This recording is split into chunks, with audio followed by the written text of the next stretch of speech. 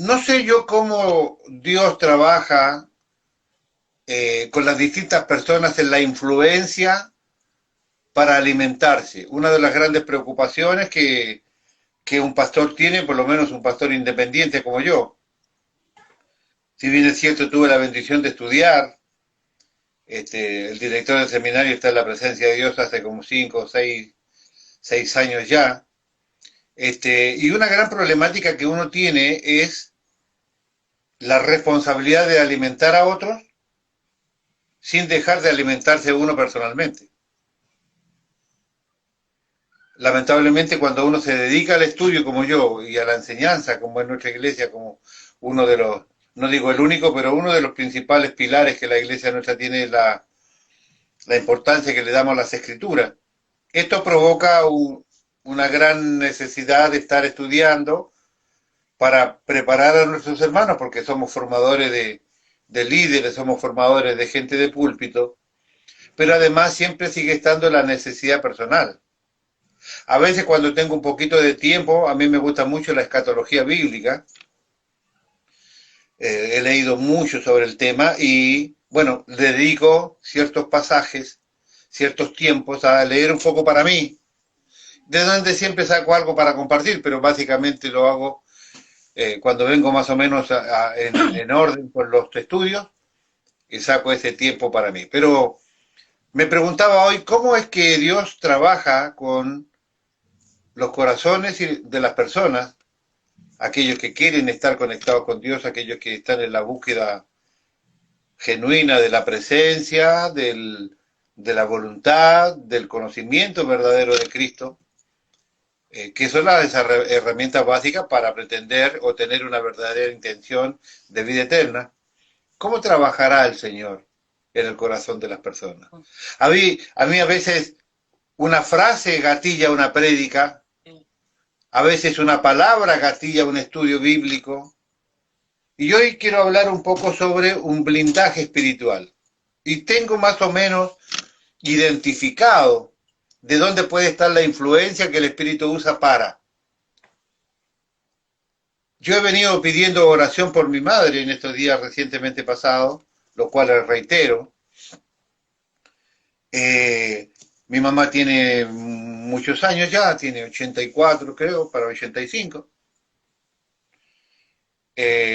Claro, y al final de los días de tu vida te avasallan algunas preocupaciones, te avasallan algunos temores, fundamentalmente cuando no le diste durante toda tu vida la importancia que las escrituras tienen. No digo de no conocer al Señor, digo de no conocer la palabra de Dios, que es una cuestión diferente. La Sagrada Escritura nos aseguran que si yo creo que Jesucristo es Dios, que vino desde el cielo a la tierra haciéndose hombre, que vivió sin pecado, que predicó el evangelio del Padre, presentó el nombre del Padre a los hombres, murió en la cruz por mí, por esa causa y otras, resucitó al tercer día y yo tengo vida eterna. La palabra de Dios dice que si yo creo o usted cree estos 5 puntos básicos de este caminar de fe, usted tiene vida eterna. Después hay una serie de condimentos que hacen al resto de este paquete. Usted va a conocer mejor al Señor y va a servir mejor al Señor. Y cuando usted sirva mejor al Señor va a tener opción a las 5 tipos de coronas que Dios ha preparado para cada cristiano.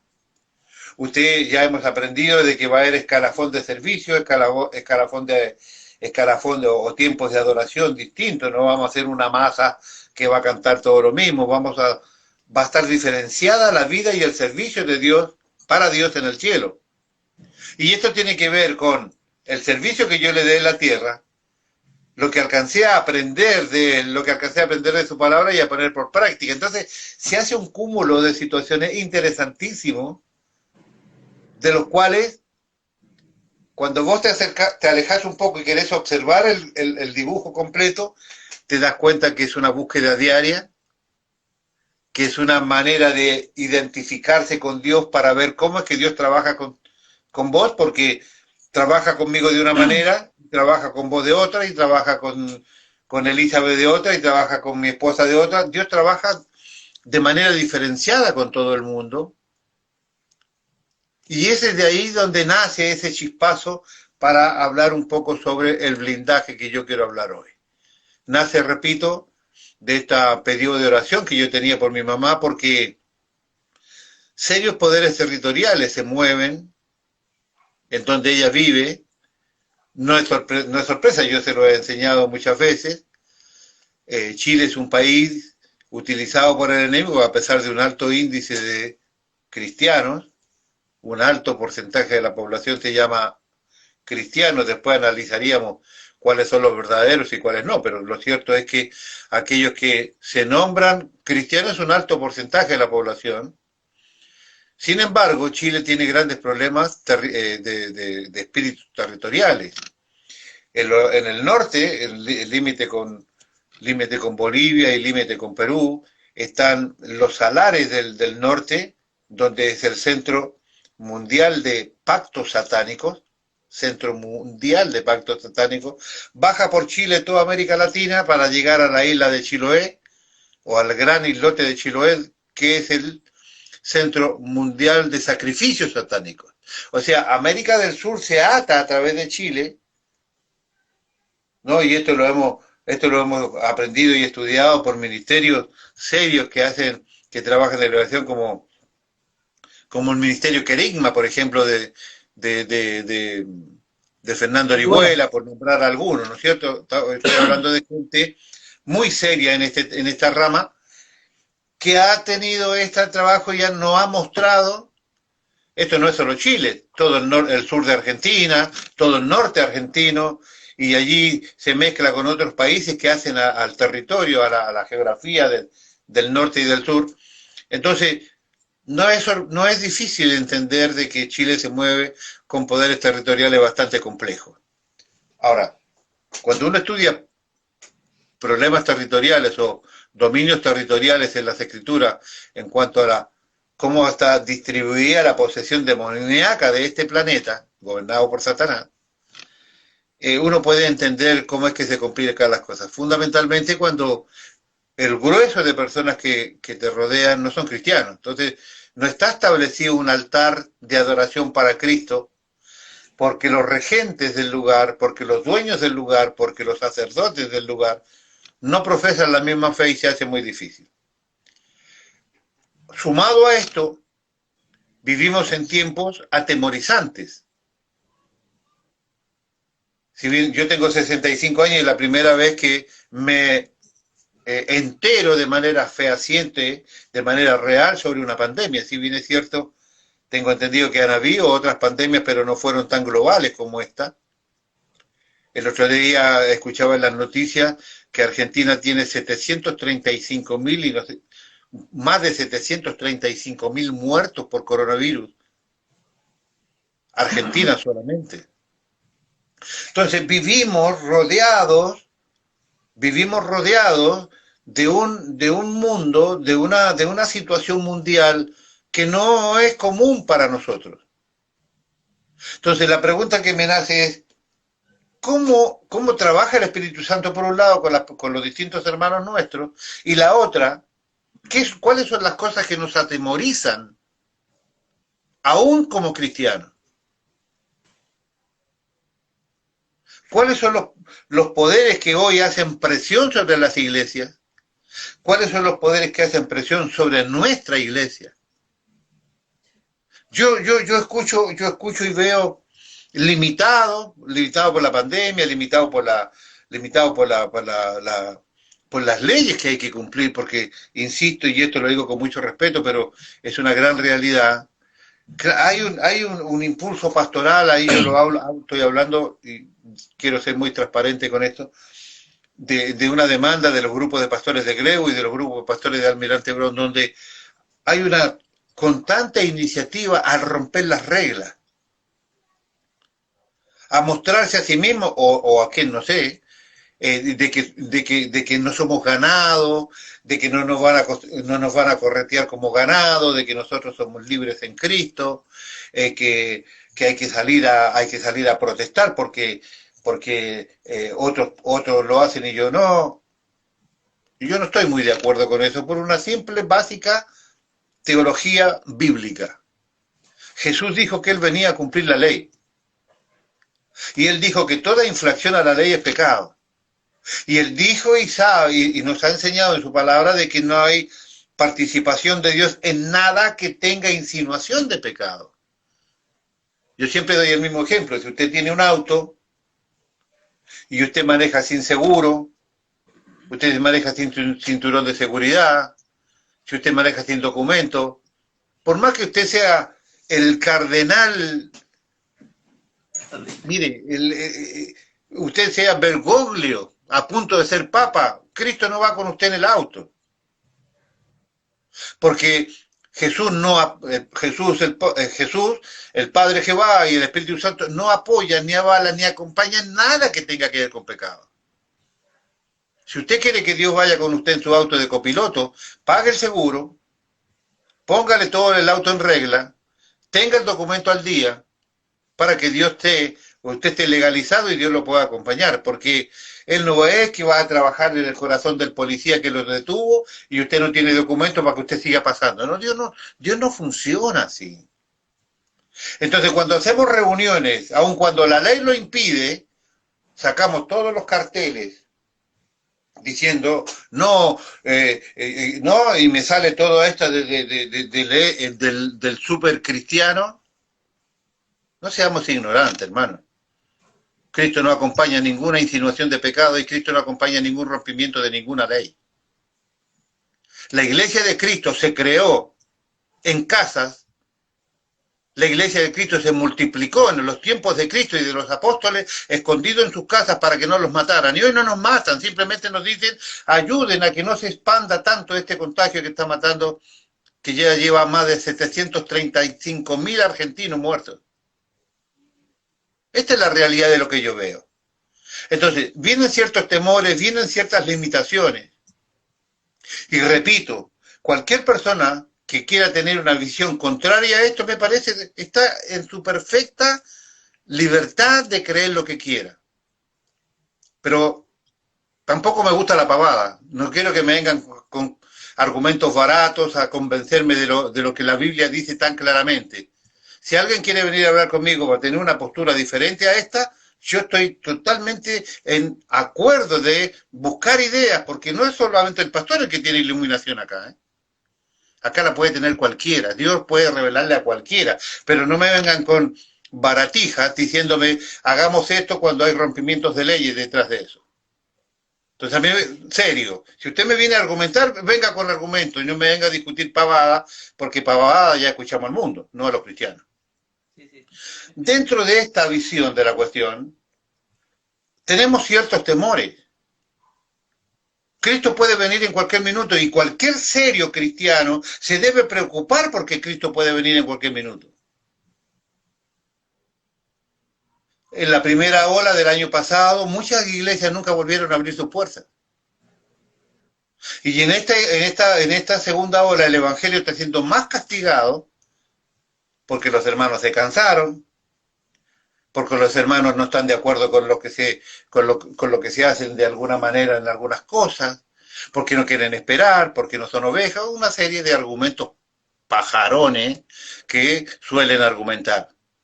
Ahora, yo me pregunto, ¿leyeron alguna vez la historia de la iglesia? ¿Estudiaron sobre la historia de la iglesia? ¿Cómo se formó el cristianismo? El cristianismo se formó a base de fuego, a base de prisión, a base de muerte.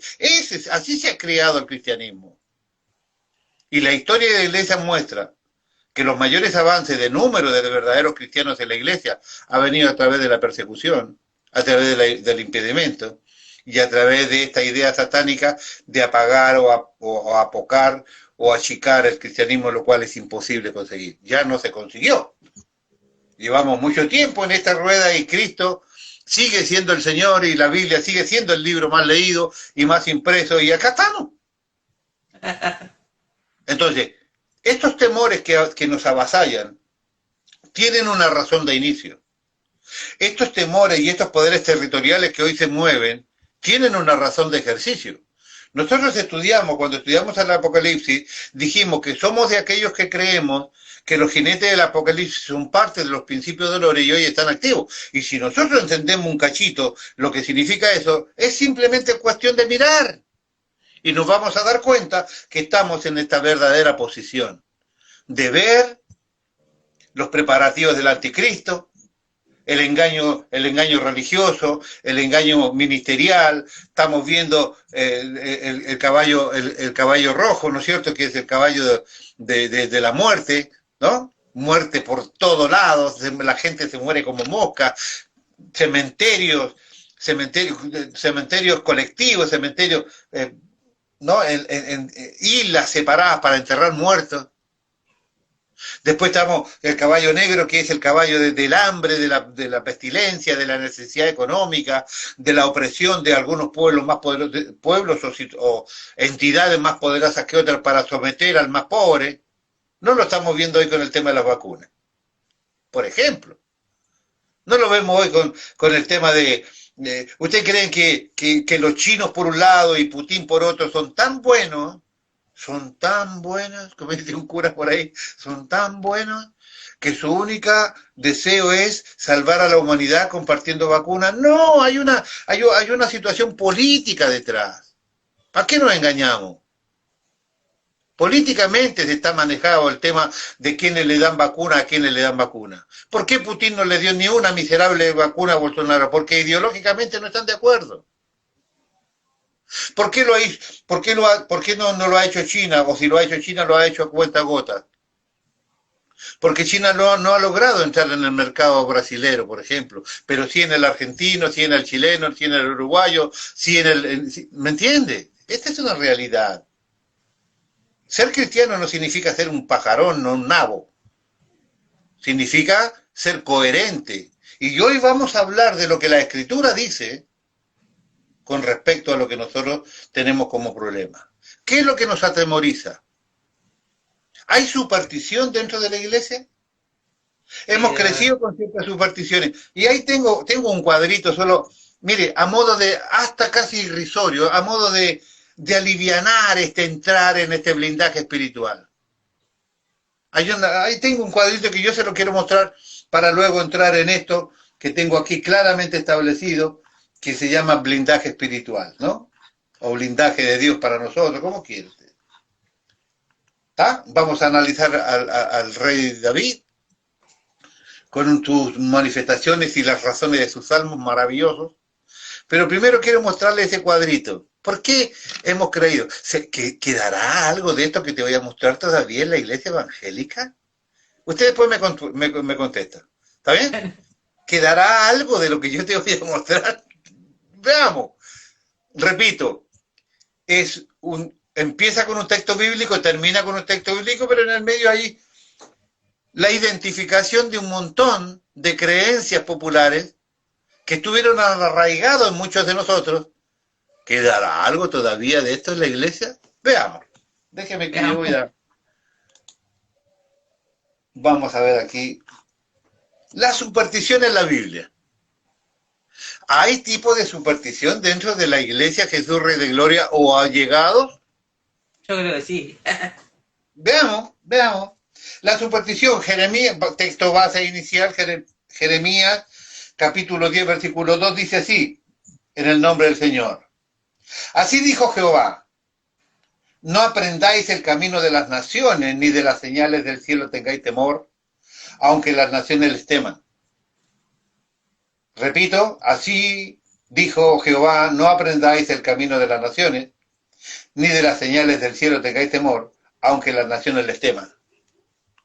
La superstición es una creencia, repito, la superstición es una creencia en cosas extrañas e inexistentes y consiste en darle valor a lo que por naturaleza no lo tiene. Esa es la superstición. La superstición es una creencia en cosas extrañas e inexistentes y consiste en darle valor a lo que por naturaleza no tiene ningún valor. O sea, pava de entrada, ¿me entiendes?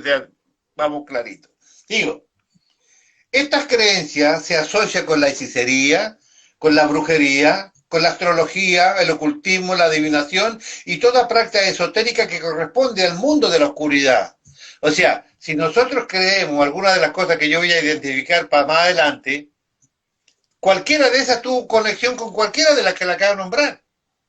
Esta creencia se asocia con la hechicería, brujería, astrología, ocultismo, adivinación y toda práctica esotérica que corresponde al mundo de la oscuridad. O sea, hermano, está bien, antes de ser cristiano, quiero creer, antes de ser cristiano, yo era ateo, pero antes de ser cristiano, cualquier práctica de lo que yo les voy a mostrar a continuación tenía relación con lo que le acabo de decir.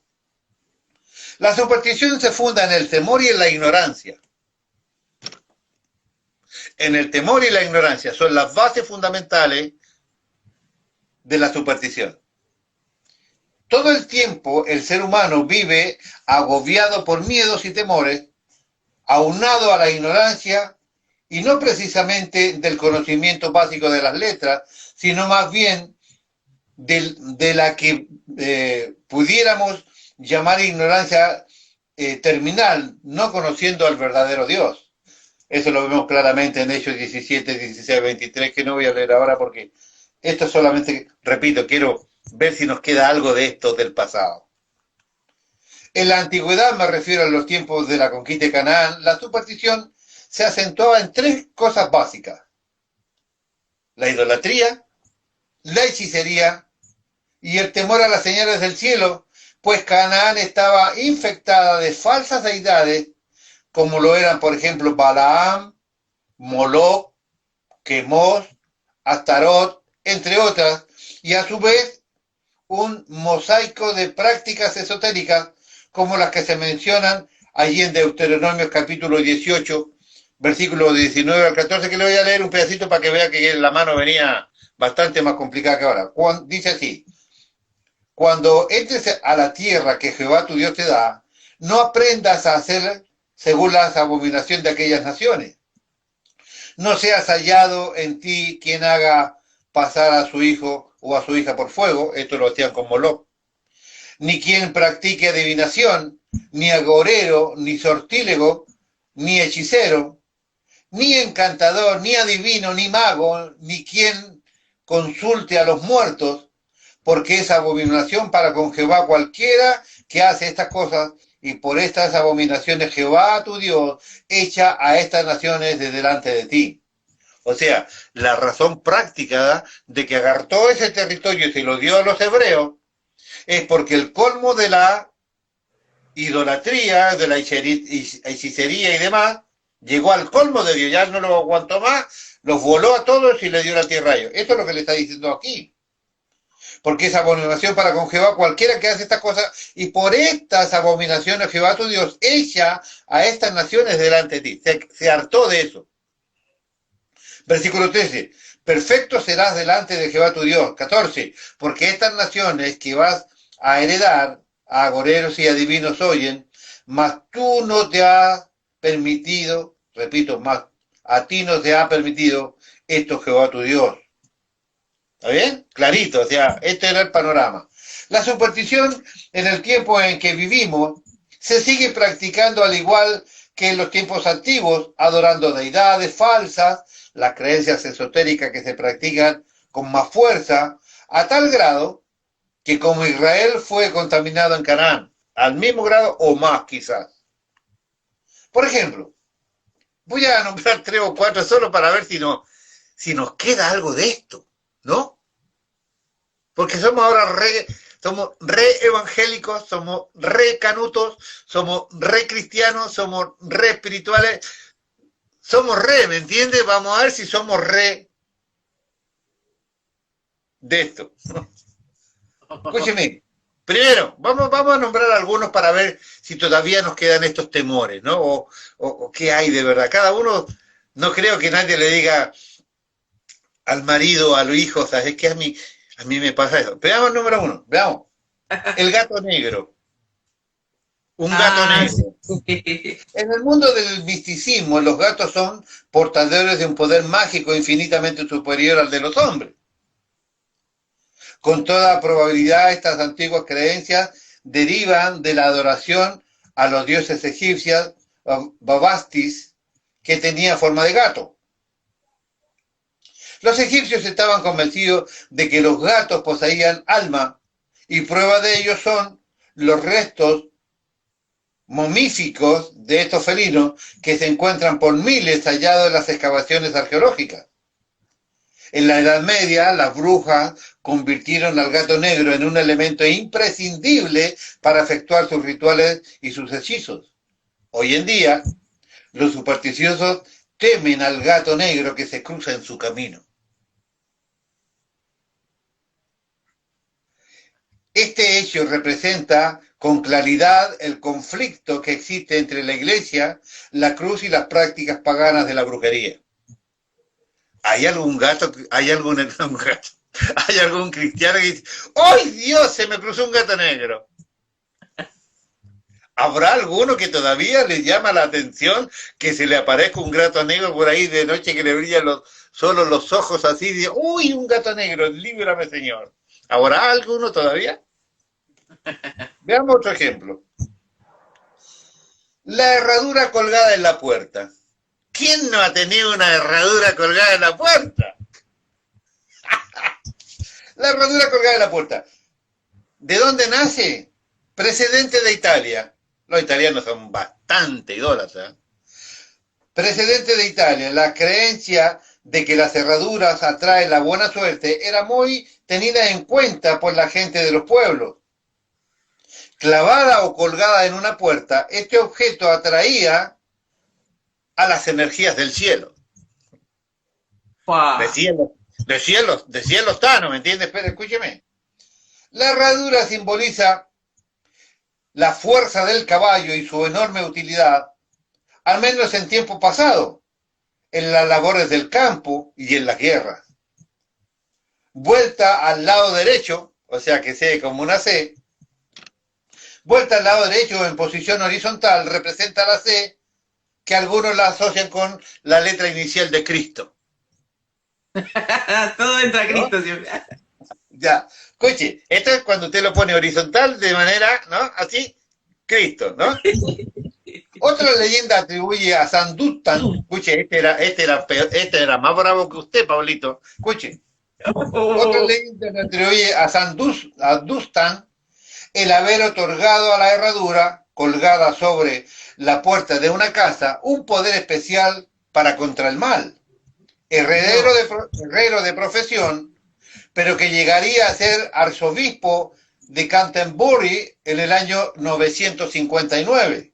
Duntan recibió un día la visita de un hombre que le pidió una herradura para sus pies, unos pies de forma sorprendente parecida a pezuñas. Esto es lo que decía, Este este es lo que decía Era él. el diablo. Este es lo que decía él, escuche. Duntan se Era dio el diablo. cuenta de inmediato de que se trataba de Satanás y explicó que para realizar su tarea era necesario encadenarlo a la pared. Escuche, Duntan encadenó a Satanás a la pared. Wow. Aquí el santo procuró que su trabajo resultara tan doloroso que el propio diablo encadenado pidió misericordia. ¡Qué grande! ¡Qué bárbaro! Duntan se negó hasta que el diablo, dice, Duntan se negó hasta que el diablo juró no entrar nunca más en una casa donde hubiese una herradura colgada contra la pared en la puerta. ¡Qué grande, nunca! Diablo pidió y dijo, prometo no entrar en ninguna casa donde tengan una herradura, ¿no? Oye, ¡Qué grande! pero no podía colgarse de cualquier forma. No podía colgarse de cualquier forma. Sus extremos debían estar hacia arriba, pues de lo contrario, si estaban hacia abajo, la reserva de suerte se vaciaba. Entonces, se caía la suerte. Qué tremendo. Ahora, yo quisiera tenerlos en la iglesia.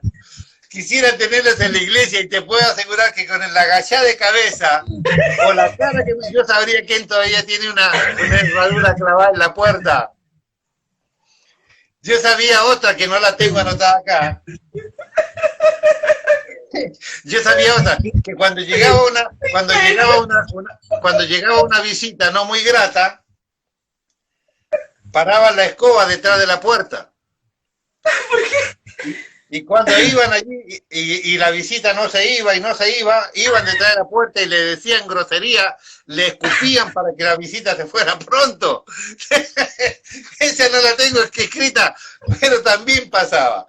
Así que bueno, le digo, ¿quién tendrá todavía una herradura clavada en la puerta o una escoba parada detrás cuando yo llegue Y a la así, visita? Ojo, como como decías, la así ponen. se cae la suerte. Te cae toda la buena suerte, así que tenés que ponerla con las puntas para arriba. Después no digas que no te enseño. Muy bueno, muy bueno. Otra cosa, derramar sal. Yo que, ¡oh! Y se cayó la sal, mala suerte. Ah, sí. ¿Qué onda eso? Uy, sí, derramar sal, mala suerte. Si esto le ocurre al manipular el salero, a menos que se apresure a tomar una pizca de sal y arrojarla por encima del hombro izquierdo, ¿no? Por encima del hombro izquierdo, directamente, ¿sabe dónde? A la cara del diablo. Usted se le cayó la sal. El diablo está en su lado izquierdo, usted agarra la sal, justo en los ojos del diablo. Porque López, no se ría de la teología que le estoy enseñando. Me copa porque siempre la liga el diablo. Todo le pega al diablo, ¿no? Pobre diablo. Dice, porque este es el sitio en donde el que Pedro Botero, es decir, el diablo, espera paciente a que nuestra naturaleza pecaminosa renuncie al alma para siempre. El diablo está del lado izquierdo esperando siempre que usted renuncie a su alma. La sal arrojada, escuche, la sal arrojada no tiene otro fin que cegarlo temporalmente para que el espíritu tenga tiempo de volver a quedar afianzado por la buena suerte. O sea, le cae el ojo al diablo y mientras tanto su alma se puede acomodar para la buena suerte. ¿Me entiende? Ahora, desde la Grecia antigua, la sal ha tenido un gran poder simbólico. Procede de la madre tierra, del mar, las lágrimas y la saliva son saladas y conserva, condimenta y enriquece los alimentos. Así que ya sabe, siempre del lado izquierdo para que le caiga en los ojos al diablo y usted pueda alinearse de vuelta con la buena suerte. ¿Quién no habrá tirado un poquito de sal?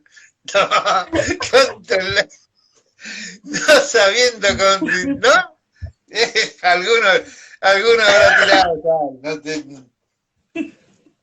¿Se acuerda de ese que anunciaba la lotería en Argentina? ¡A cruzar los dedos! ¿Se acuerda de... Escuche, cruzar los dedos. ¿No? Se ponen así, cruzan los dedos para que no le vaya mal o para que... Cruzar los dedos cuando se formula un deseo, se dice que una mentira o se encuentra uno ante un peligro, es costumbre cruzar los dedos, concretamente el mayor sobre el índice, así.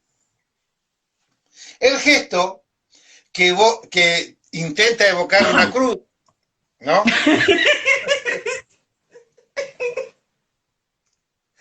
El gesto que intenta evocar una cruz conjura la mala suerte y aleja las influencias maléficas según los supersticiosos. Desde los primeros tiempos del cristianismo se creía que replegando el pulgar bajo los otros dedos alejaba a los fantasmas. O sea, así los fantasmas se iban. Se alejaban los fantasmas y los malos espíritus, o bien haciendo esta operación con las dos manos y dejando que el pulgar se asome entre el índice, o sea, así, dejando se asome sobre el índice del dedo del pecado, que ese dedo está asociado al a Saturno. Escuche.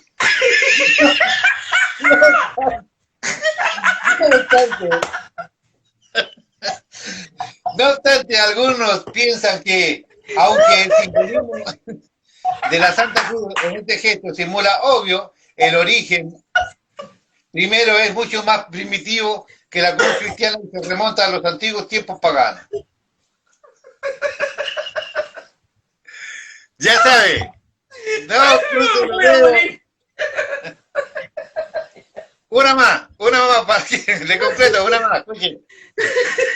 ¿Quién no le ha escapado por ahí en una vereda cualquiera o en su casa pasar por bajo una escalera? Ah, sí. ¿Por qué es eso? ¿No? Pasar por bajo una escalera. Estas y otras supersticiones asociadas a la escalera que están relacionadas con el miedo, ¿sabe a qué? Con el miedo al patíbulo. Antiguamente, debido a la gran altura que éstas solían tener, había que usar una escalera de mano para colocar la soga en la posición correcta, así como para retirar después del cadáver del condenado. Cualquiera que pasara por debajo de la escalera corría el peligro de encontrarse con el muerto, y de ahí viene la superstición, de que el espíritu del muerto colgado ahí se le pegara al primero que cruzara la escalera. ¿Usted me entiende? De ahí viene la... Así que los que le hicieron quite a la escalera zafaron del espíritu del muerto, supuestamente. Era re malo encima. Último. Tengo más, pero no quiero perder más tiempo en esto. Último, romper el espejo. ¿No? ¡Uy, rompiste el espejo! 7 años de maldición. ¿No? Las supersticiones relativas al espejo se cuentan entre las más citadas de todo el occidente cristiano, quizás por su uso adivinatorio. La catoptromancia, es decir, el arte de adivinar por el espejo, procede de Persia y aunque tuvo un relativo éxito durante la antigua Grecia y la Edad Media, fue duramente perseguida por la Iglesia. Es probable, sin embargo, que estas supersticiones obedezcan a la idea de que nuestro reflejo es otra versión del original, y si causamos desperfectos en el espejo, nos harían daño a nosotros mismos. Así dañar el espejo es hacer lo mismo con el alma. Así que donde se trae la superstición de que la rotura de un espejo trae mala suerte durante 7 años. Este periodo se debe a la creencia de que el cuerpo experimenta un cambio en la constitución fisiológica de cada 7 años. Vestir de negro en los funerales. ¿Por qué la gente se pone luto? No sé. Tiene que ver con esto. Ay, se murió fulano, tengo que llevar luto. ¿Por qué tiene que llevar luto? Veamos un poquito por qué tenemos que llevar luto. Vestir de negro en los funerales. La antiquísima costumbre de vestir de negro en los funerales, muy extendida en toda la cultura occidental, pretende significar una manifestación de respeto hacia el difunto. Sin embargo, la procedencia de esta tradición no está del todo clara, pero distintos estudios antropológicos coinciden en señalar que su posible origen es el miedo ancestral de los vivos a ser poseídos por el espíritu de los muertos. Escuchen. Así en los ritos funerarios los hombres primitivos pintaban sus cuerpos de negro para impedir, al quedar camuflados, que el alma del fallecido encontrara un nuevo cuerpo para asentarse. O sea, los tipos se disfrazaban para que el espíritu ese que estaba del muerto se desorientara y no entrara en ella. O sea, eran re pajarones los espíritus muertos, porque una pintadita ya los desorientaba. Esta hipótesis es corroborada por el hecho de que los habitantes de ciertas tribus africanas cubren su piel con cenizas blancas en los funerales, escondiendo el color negro de su epidermis a la vista de los espíritus. Algo parecido sucede también en la India, donde tradicionalmente el color del luto es blanco, en contraposición con la tez morena de sus habitantes. O sea, todo para despintar a los muertos, ¿eh? Así que si se pone luto es para que el espíritu del muerto no lo conozca, no lo identifique y no se meta con usted, ¿me entiende? Esa es la idea. Tocar madera. Uy, toco madera. Ah, toco madera, sí, eso lo escuché, sí. Durante muchos siglos antes del cristianismo, los pueblos célticos de Europa rendían culto a los árboles por considerarlos los templos de la santidad y principal presentación de los dioses de la tierra. El árbol servía como un medio para enviar la dolencia o el mal a la tierra. Era como un puente. También se recurría a estos vegetales cuando la mala suerte visitaba al hombre bajo la forma de demonio o se iba a librar de una batalla. En esto y en otros casos el sacerdote druida celebraba una serie de ritos y en salmos en las llamadas enramadas sagradas, lugares que verían a las modernas iglesias. Hay además quien dice que las supersticiones referentes a la madera también nacen del material con que estaba hecha la cruz de Jesús. Resultado de estas creencias es la costumbre de tocar madera como signo de la buena suerte, ya que para que esta atrapa al maligno que cae generalmente en tierra. Bueno, ahí tengo más, que no voy a perder más tiempo en la pata de conejo. Tengo otra. La tradición dice que para el día...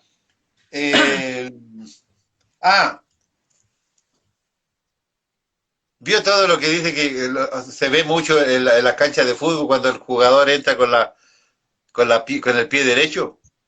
Sí. ¿Ves que entran saltando los jugadores a la cancha? Bueno, la tradición dice que para que el día no se tuerza había que apoyar primero el pie derecho en la cancha.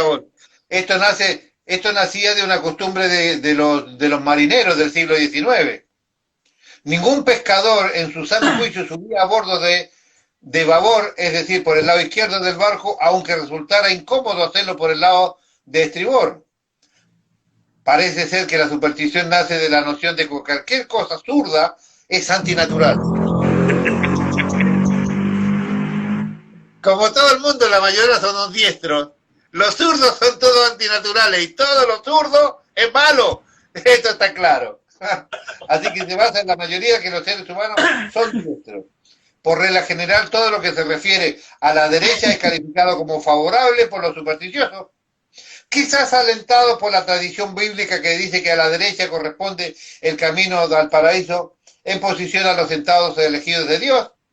La izquierda representa el reverso de la moneda, o sea, los que van para el otro lado. Ovejas y cabritos, acuérdese. Así que los romanos también tenían su tradición con respecto a eso.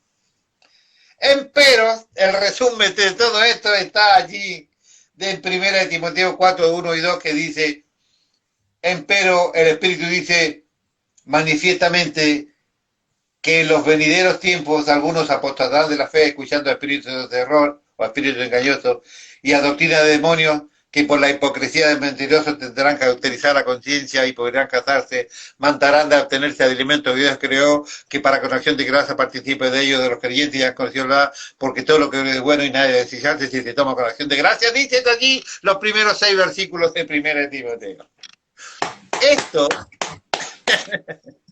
Esto que yo le acabo de mostrar así rápidamente, que les dije al principio, tiene la idea de un poco de humor, porque esto de verdad, creer en esto de verdad es rosa la estupidez, perdónenme la palabra, pero ¿cuántos de nosotros no vivimos esta historia? ¿Cuántos de nosotros no hicimos cosas parecidas a esta? Explíqueme. Yo creo que más de uno, ¿no? Pasamos, guarda la escalera, sí, ¿no? Y le dieron la vuelta. No, alguien dijo algo, uy, toco madera que yo no, ¿no? Y de todo lo que yo le he mostrado recientemente, así que quise mostrarle, porque vale la pena reírse un cachito de toda esta historia. Déjenme si voy a abrir este. Ahora sí. Ahora, temores. Existen 3, en el Salmo 3, una historia maravillosa que acompaña al momento cuando el rey David escribió este salmo. Dios se lo reveló. Este salmo sin duda marcó su vida porque era de una situación compleja que estaba viviendo el rey. Ahora voy a mostrarle cómo es que nosotros, si bien es cierto, hemos cambiado de nombre, seguimos teniendo algún tipo de esta actitud, no sé cómo llamarla de manera educada, pero toda esta superstición barata, satánica, de alguna manera le hemos cambiado el nombre y todavía tenemos algunas que nos han ido enseñando o que en algunas iglesias se han mantenido. Póngame atención, por favor. David estaba siendo fuertemente perseguido por su propio hijo. La razón era muy simple. Su hijo quería matarlo porque estaba decidido a quedarse con su imperio. Estamos hablando, obviamente, de Absalón, ¿no es cierto? Ahora, te tienes que haber portado mal para que tu hijo te quiera matar y quitarle el imperio. Te tienes que haber portado medio mal para que tu hijo se quiera ir de tu casa. Bueno, pero eso puede ser de otra prédica. Mejor sigo con esto. David estaba siendo fuertemente perseguido por su propio hijo. La razón era muy simple. Su hijo quería matarlo porque estaba decidido a quedarse con su imperio. Como no había elecciones, no había democracia ni cosa parecida, la única manera era que el rey actuara, que el rey actual muera para poder acceder al gobierno por descendencia. No es que solo su hijo, escuche, no es que solo su hijo lo perseguía con todo el ejército para matarlo, sino que los demás, todos aquellos que juraron lealtad, todos aquellos que le habían jurado lealtad, que prometieron estar siempre al lado del rey, hoy levantaban su mano para intentar castigarlo, declarando que él se merece todo lo que le está pasando. Sus mismos consejeros le aconsejaban que se rindiera a su hijo Absalón y que se dejara morir, que dejara que lo mataran. Esto le decían sus propios consejeros. Y es en esta circunstancia en que David escribe el siguiente salmo, Salmo número 3, espectacular, espectacular. Salmo de David cuando huía de delante de Absalón su hijo. Oh Jehová, cuánto se han multiplicado mis adversarios. Muchos son los que se levantan contra mí. Muchos son los que dicen de mí, no hay para él salvación en Dios. Selah. Ahora voy a explicar esa Selah que está allí un poco como desubicada. Ya lo voy a explicar por qué. Mas tú, Jehová, eres escudo alrededor de mí, mi gloria, el que levanta mi cabeza. Esta inclusión de Selah, voy a avanzar un poquito, era una indicación musical. No es parte del escrito natural del Salmo. Y esta inclusión musical tiene dos significativos para la mayoría de los eruditos. La primera de ellas, que era un interludio, o sea, era un lugar donde se paraba la letra, por llamarlo burdamente, donde se detenía la letra de la narración del Salmo, y también podía subirse allí el volumen de los instrumentos musicales, ¿no? Es una especie de un segmento de instrumental para que los que no sabemos de música podamos entender lo que quiero decir. Entonces está puesto en ese lugar y eso hace que dé la intención o dé la sensación de que en el versículo 2 y en el 3 haya como un cambio de ánimo. Repito, versículo 2, muchos son los que dicen de mí, no hay para él salvación en Dios. Y este Selah es como que lo deja allí. Y el versículo 3 parece que está en otro estado de ánimo. Dice, mas tú, oh Jehová, eres escudo alrededor de mí, mi gloria, el que levanta mi cabeza. No es como que después de ese interludio, después de ese que los instrumentos suben, es como que él tiene otro estado de ánimo y eso no es correcto. Él lo lee sin el Selah, está todavía el corazón del rey David absolutamente cargado, angustiado. Cuando él dice, tú eres el que levanta mi cabeza, es que él está abatido todavía. Esa es la correcta interpretación de estos versículos del Salmo 3. Así que, cuando agregaron esta instrucción musical, no pensaron en el contexto ni en el espíritu del que escribe, como debería ser. Yo siempre le he enseñado que usted tiene que estudiar la palabra de Dios y llegar a encontrar el espíritu, el sentir, el pensamiento del escritor. Y ellos aquí no tuvieron en consideración esto. Él entonces en el versículo 3, mas tú Jehová, eres escudo alrededor de mí, mi gloria y el que levanta mi cabeza. Él está todavía abatido en la misma declaración del 2 y del 1 de este salmo. Esta es una súplica individual en confianza frente a una crisis. Y esto es importante para nosotros. Hoy estamos en crisis, sí, estamos en crisis. No nos podemos reunir como quisiéramos, sí, estamos en crisis. Nuestros hermanos, muchos de nuestros han perdido sus trabajos, sí, estamos en crisis. ¿Tiene la iglesia crisis económica? Sí, porque hay algunos que perdieron su laburo y otros simplemente se preocuparon de ellos y no trajeron sus aportes. Sí, estamos en crisis. Esta es la verdad de esto. Miles de personas, millones de personas en el mundo entero han perdido sus trabajos. Miles de pymes han cerrado sus empresas. Grandes empresas multinacionales han perdido sus activos o por lo menos han intentado cerrar sus fábricas porque el mundo está en crisis. Entonces, una oración de David para en tiempo de crisis que vale la pena aprender. Un salmo de confianza que tradicionalmente fue utilizado como un himno a la mañana. Versículo 5. Es el primero, escucha, interesante este dato, es el primero de 14 salmos cuyos títulos hablan de episodios en la vida de David de manera personal. 14 salmos hablan de sucesos personales que el rey David vivió y que Dios le dio la inspiración para escribir los salmos.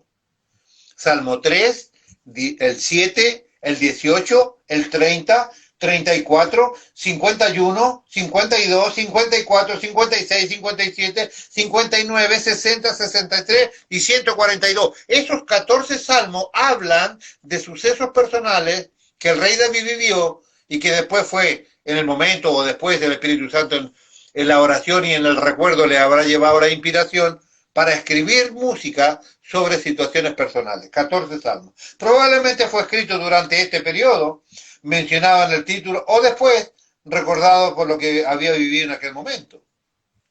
Simplemente es una joya bíblica.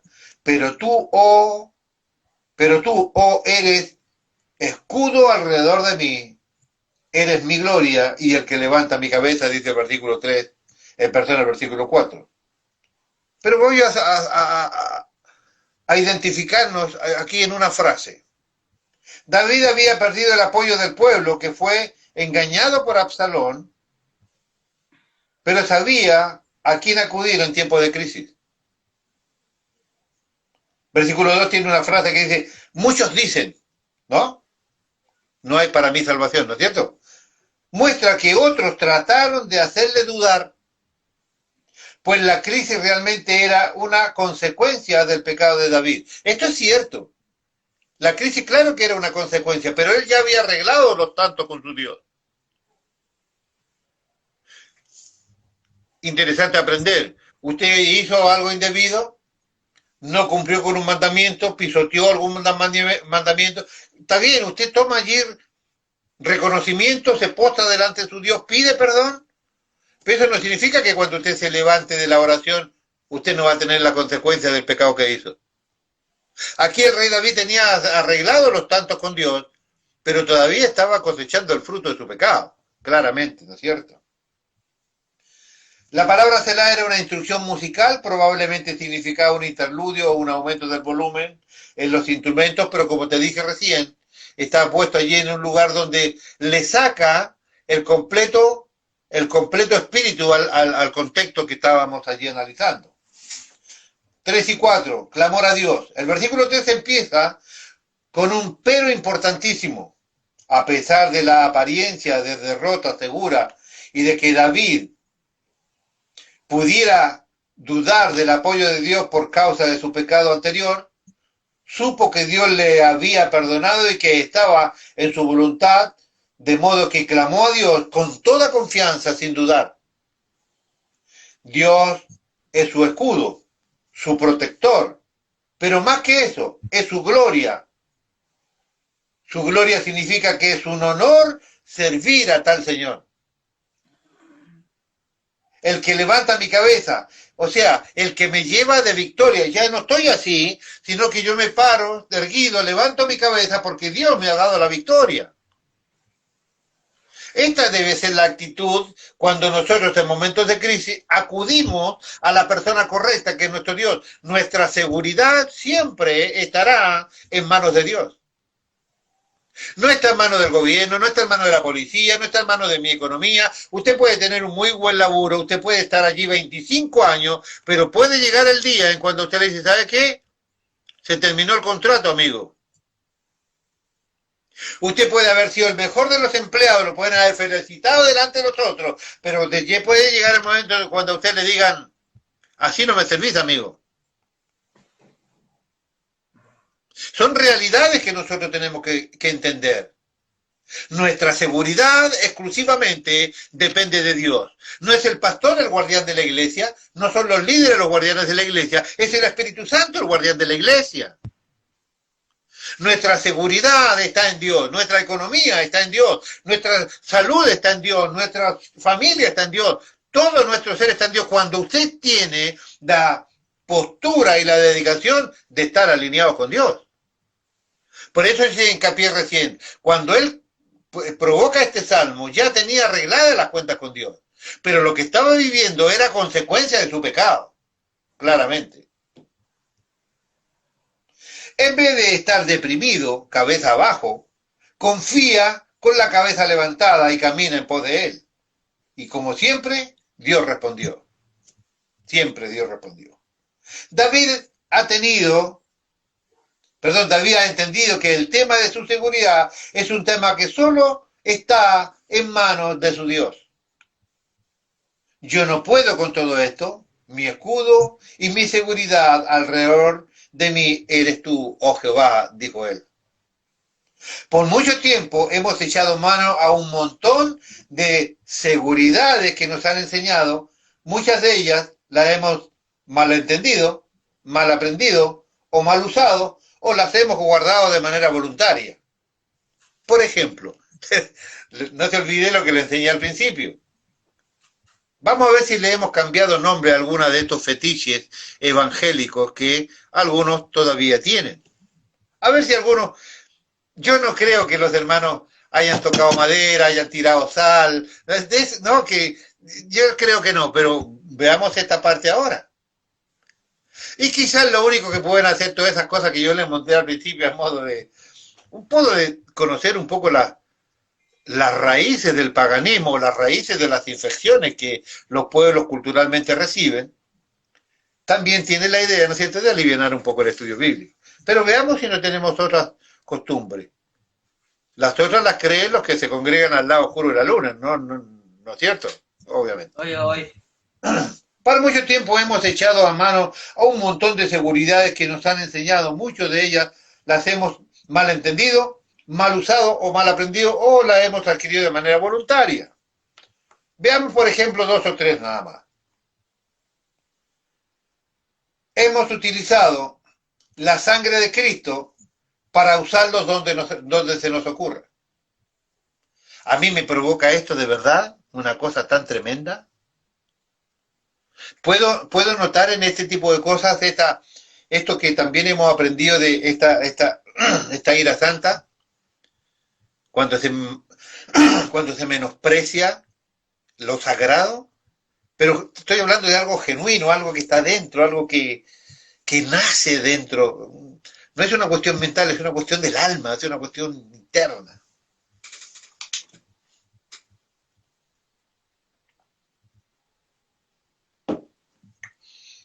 He visto a siervos de Dios, he visto a laicos, he visto a nuevos, he visto a viejos utilizar la sangre de Cristo de una manera tan irrespetuosa.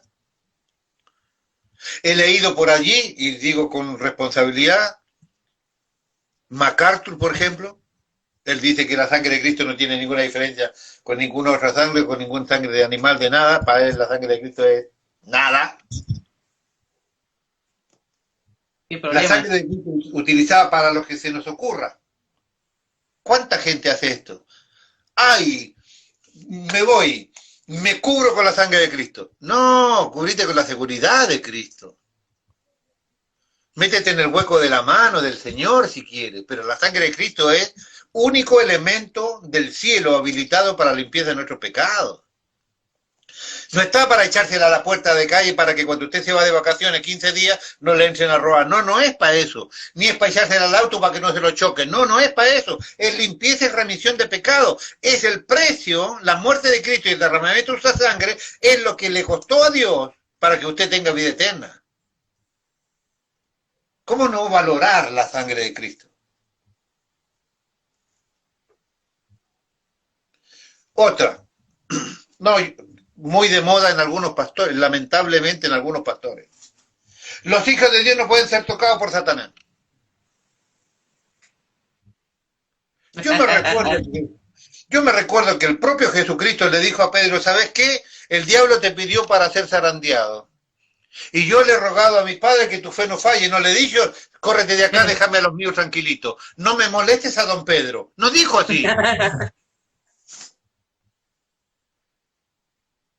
Ay, guárdame, Pedro, ponete detrás mío, vete a Satanás, no me toques a mi Peter. No, no le dijo eso. Y le dijo, yo he rogado a mi padre para que tu fe no falle. Y cuando estaba hablando de que ellos estaban siendo pedidos, todos los discípulos, estamos identificada la iglesia allí, porque hasta el día de hoy el diablo tiene permiso de zarandear al pueblo de Dios. Y Dios sigue, y Jesús sigue rogando para que nuestra fe no falte o no falle. Los hijos de Dios no pueden ser tocados. Es una pajaronada creer Superman, superpastor, superobispo, superapóstol, super lo que quiera. No es bíblico, es ignorancia. ¿Por qué Dios te da a vos toda una indumentaria de guerra si el diablo no te puede tocar? ¿Para qué? ¿Para que andes más pesado nada más? ¿Para que tengas más responsabilidades nada más? ¡No! Debemos vivir guardados en la mano, en el hueco de la mano del Señor. Y eso se consigue con oración, con santidad, con búsqueda de Dios. Otra. El diablo huye despavorido de la casa si usted tiene abierta la Biblia en el Salmo 91. Sí, ese lo escuché, sí. Yo conocía gente que, bueno, todas las hojitas estaban blancas para abajo, blanquísimas, porque nunca la movían, no leían nunca la Biblia, pero las del Salmo 91 estaban amarillas de tierra y de mugre y de polvo, porque siempre estuvo así. ¿Por qué? Porque creían que el diablo huye despavorido, aterrorizado, porque la Biblia está abierta en el Salmo 91. El diablo se conoce la Biblia de punta a punta. Sabe más Biblia que todos nosotros juntos. El diablo, al propio Jesús en su cara le repetía y le recitaba los versos bíblicos. Y el Salmo 91, justo. El Salmo 91. Y me quieren hacer creer que... ¿Me entiende? El diablo huye de la casa de si usted tiene la Biblia abierta en el Salmo 91. ¡Ay, Dios! El diablo huye asustado si le decís cualquier versículo bíblico de la palabra de Dios. Viene el diablo y vos le decís, Jesús lloró. Ya, y el diablo huyó. El diablo huye cuando... Porque así que vos aprendiste 3 o 4 por si acaso. El diablo huye si vos le decís cualquier versículo que está en la palabra de Dios. Por ejemplo, Jesús lloró. El tema de la seguridad de todo hijo de Dios está en manos de nuestro Dios. Pero existen verdaderas promesas que de verdad ahuyentan al diablo, como por ejemplo, saber lo que corresponde a la potencia del nombre de Jesús. Todo lo que nosotros hacemos, si lo hacemos en el nombre de Jesús, tiene un poder aditivo, tiene verdadero poder, tiene verdadera acción, tiene verdadero efecto, pero tiene que ser hecho en el nombre de Jesús, pero no de una manera automática y religiosa, verdadero conocimiento de ese nombre, entendiendo y sabiendo que el nombre de Jesús no hay nombre superior a ese, que es el nombre que se nombra por sobre todo nombre. Pero para eso se necesita un conocimiento de ese nombre. ¿Quién es? ¿Qué hace? ¿Cómo siente? ¿Qué hizo? ¿Por qué lo hizo? ¿Qué está esperando? ¿Qué está haciendo con nosotros en este tiempo? El nombre de Jesús es una de las maravillosas promesas que tenemos. Todo lo que haga, sea de palabra, de hecho, hacerlo en el nombre y para la gloria del Señor. Claramente lo dice la Escritura. Y toda promesa dada por Dios en su palabra, en el nombre de Jesús, cumple efecto. Eso sí hay que repetir. Satanás, te reprendo en el nombre de Jesús y no se puede quedar allí. ¡Ay, el diablo! Jesús lloró. Jesús lloró, ¿eh? Jesús lloró. No, no se va a ir si usted le repite 10 veces Jesús lloró. Tiene que tomar autoridad y reprenderlo en el nombre del Señor. Pero para eso se necesita un conocimiento de ese nombre.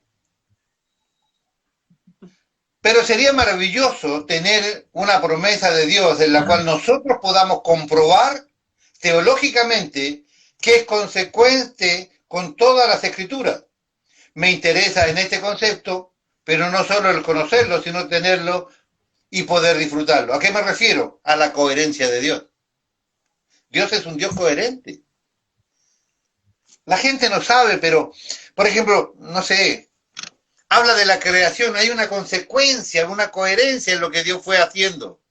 En las plagas de Egipto, toda la gente cree que fueron 10 plagas, una no tenía nada que ver con la otra, la 3 no tenía nada que ver con la 4, no, hay una coherencia en la ejecución del plan. Hay una coherencia en la ejecución del plan redentor, en ese hilo salvador de sangre que hay desde Génesis hasta Apocalipsis. Dios es un Dios coherente. ¿Cuál es la coherencia? Este concepto es coherente en las Escrituras desde que Dios ha decidido hacer un escudo alrededor nuestro. Él es coherente. Lo dijo y lo hizo. Él nos predestinó antes de la fundación del mundo y se cruzó un día en mi camino y me mostró a Cristo como Señor de mi vida. Él dijo, porque de tal manera amó Dios al mundo que ha dado a su Hijo unigénito. Él lo planeó antes de la fundación del mundo y entregó a su Hijo por nosotros. Él es coherente con lo que dijo, con lo que hizo. En mi vida también. Este concepto es coherente en las Escrituras de que Dios ha decidido hacer un escudo alrededor de mí. Salmo 34:7 dice, el ángel de Jehová acampa alrededor de los que le temen y los defiende. O sea, él dijo, yo hago un escudo alrededor de vos y bueno, y mando a mis ángeles para que te guarden y te defiendan. El ángel de Jehová, escuche, el ángel de Jehová acampa. O sea, ¿qué es acampar? No se olvide que está allí en el tiempo del Antiguo Testamento el concepto del campamento, ¿no es cierto? Que el campamento iba y se armaba donde Dios decía, pero estaba en el medio del pueblo, en el medio de los hebreos, siempre en el medio. Pero acampar significa vivir con ellos. Él iba en todo lugar donde los hebreos iban, allí iba él. El acampar significa no que vino de visita, o que estuvo de paso, o estuvo a veces, o pasó por casualidad por allí, o vino por casualidad, o que pasó por allí en un momento oportuno, sino que vino a vivir a nuestro alrededor. Él acampa con nosotros. Él acampa, Él es consecuente. Él dijo, yo estoy con vosotros todos los días al fin del mundo. Palabras de Jesús entonces significa que todos los días de mi vida, con reunión virtual o presencial, con trabajo o sin trabajo, con salud o sin salud, con libertad o sin libertad, de Cristo está con nosotros, hermanos míos. La seguridad nuestra depende de Él. El funcionamiento y el crecimiento de nuestra iglesia depende de Él. Cuando Dios nos muestra de manera repetida este concepto, significa que Él ha hecho un blindaje a nuestro alrededor. Este maravilloso blindaje nos guarda de todo lo malo o el daño que nos pueda provocar el enemigo. Tremenda noticia, que Dios sea nuestro escudo alrededor, nuestro blindaje espiritual y personal. ¿Qué más querés? ¿Qué más seguridad querés si el blindaje es tu Dios? ¿Quién te puede tocar? Pregunta, pero si Dios es nuestro blindaje espiritual y personal, ¿por qué los protegidos les pasan cosas malas también? Pregunta don Luis.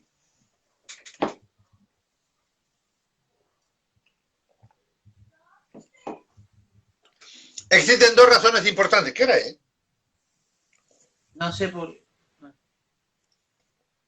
9 menos 10, Pablito. Pero igual, está bueno, está bueno. Existen dos razones importantísimas. La primera, falló el blindaje. No, no creo. Escúcheme, puede fallar lo que quiera, pero lo de Dios no va a fallar. El poderío de Dios no va a fallar. Su promesa no va a fallar. Su plan no va a fallar. Esto, olvídese. O lo que llamamos malo, para nosotros, no es tan malo. Y esto es importante entender. Porque por una cuestión de descarte, cualquier cristiano con dos dedos de frente va a saber o va a tener la obligación de decir, ¿qué falló? ¿El blindaje prometido y ejecutado por Dios? No, no falló el blindaje. Entonces es otra cosa. Que lo que nosotros llamamos malo no es tan malo. Lo que pasa es que a lo mejor no entendemos el concepto de la cuestión. No entendemos lo que sigue más para adelante. No entendemos las razones por las cuales hizo lo que Dios hizo hoy. Qué malo que es estar encerrado. Sí, qué malo. Qué malo es el no poderse reunir. Pero a lo mejor es la única manera que vos pudieras pasar un tiempo con tus hijos. Porque a lo mejor cuando había toda la libertad, tus hijos preferían estar en la calle y no estar con vos, que sos el padre, por ejemplo.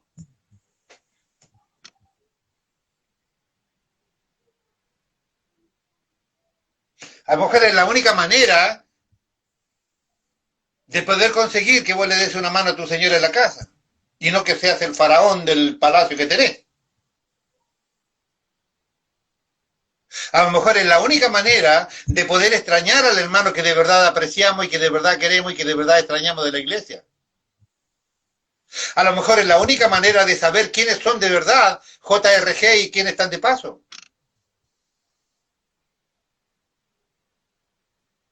Hay un montón de razones que podríamos argumentar para apoyar este punto número 2. O lo que llamamos malo no es tan malo.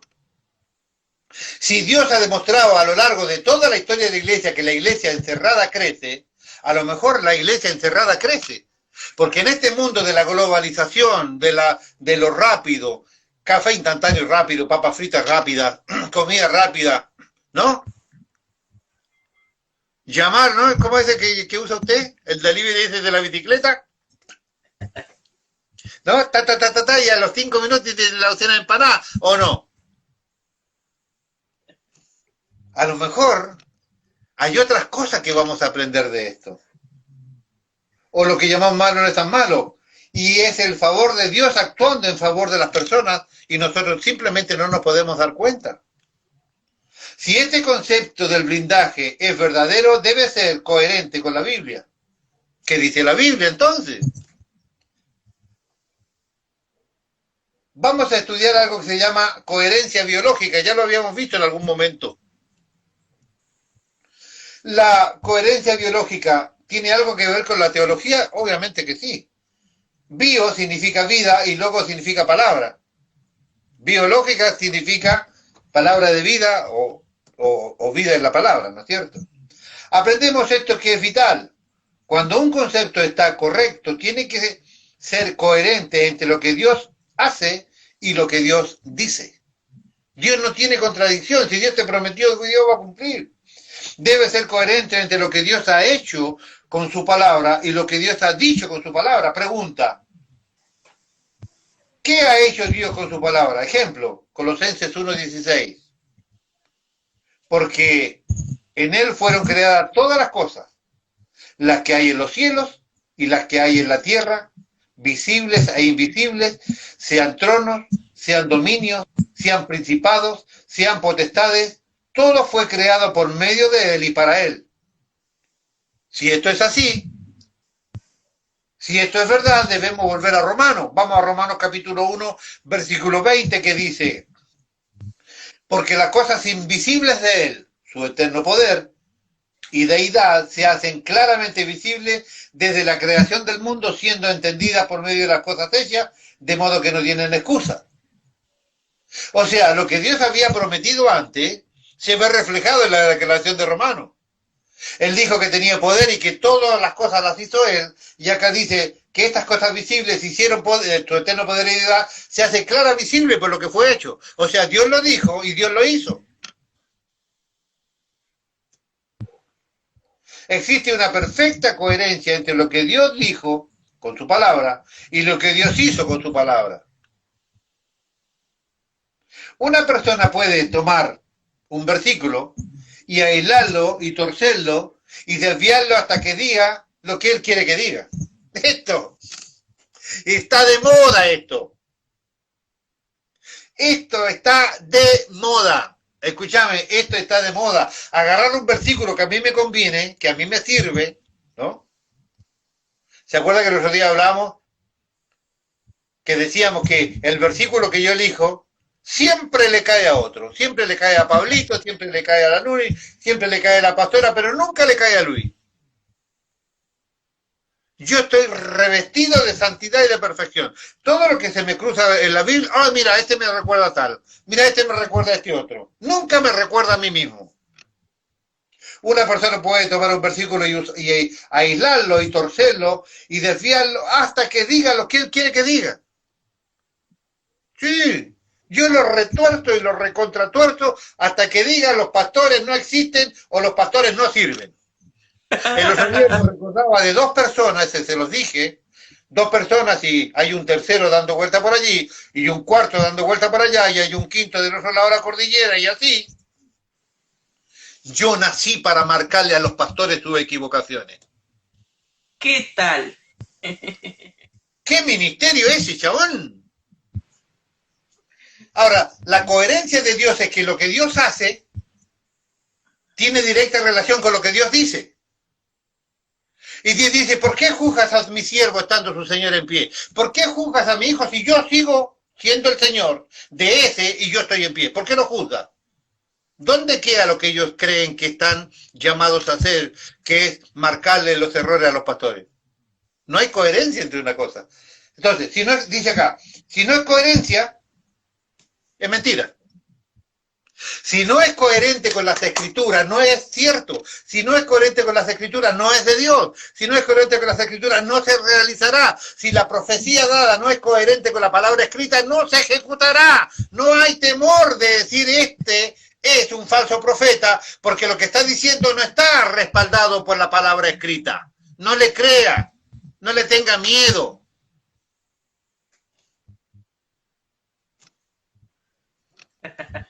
¡Oh! La van a hacer las 9. Una persona puede torcer un versículo, aislarlo y torcerlo y desviarlo hasta que diga lo que él quiere que diga. Veamos, primera de Samuel 18, y aconteció que cuando él hubo acabado de hablar con Saúl, el alma de Jonathan quedó ligada con la de David y lo amó Jonathan como a sí mismo.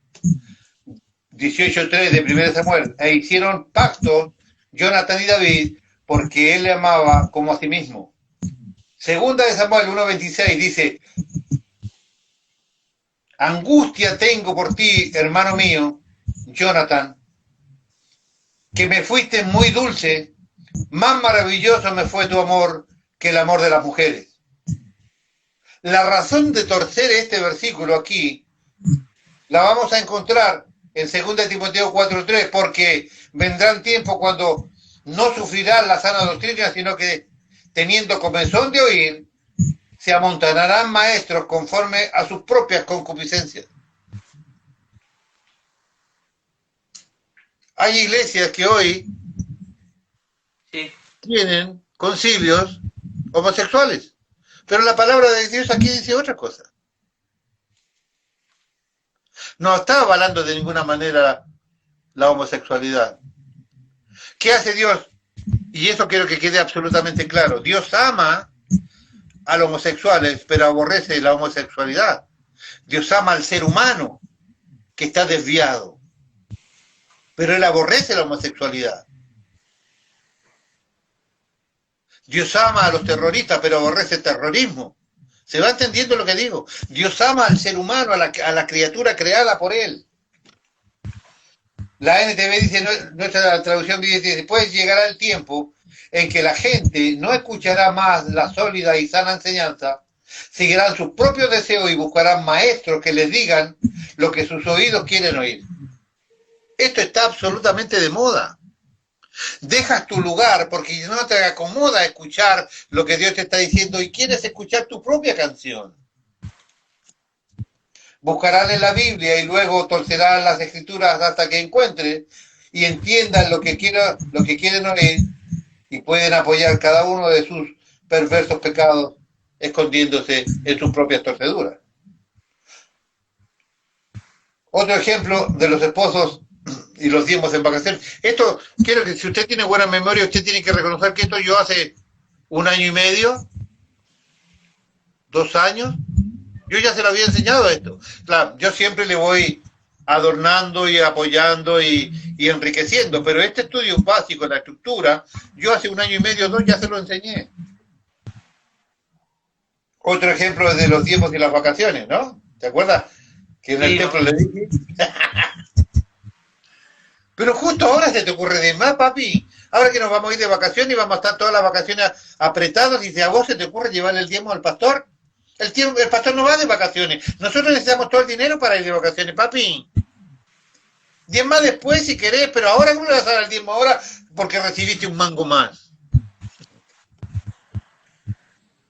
Debemos analizar esto a la luz de lo que Dios creó. Si yo estoy cuadrado con la verdad que yo quise sacar de la palabra de Dios y no cuadra, entonces simplemente eso no es verdad, es mentira. Si mi verdad no cuadra con la de Dios, simplemente lo mío es mentira. Simplemente eso. Hermano, son las 9, no puedo continuar.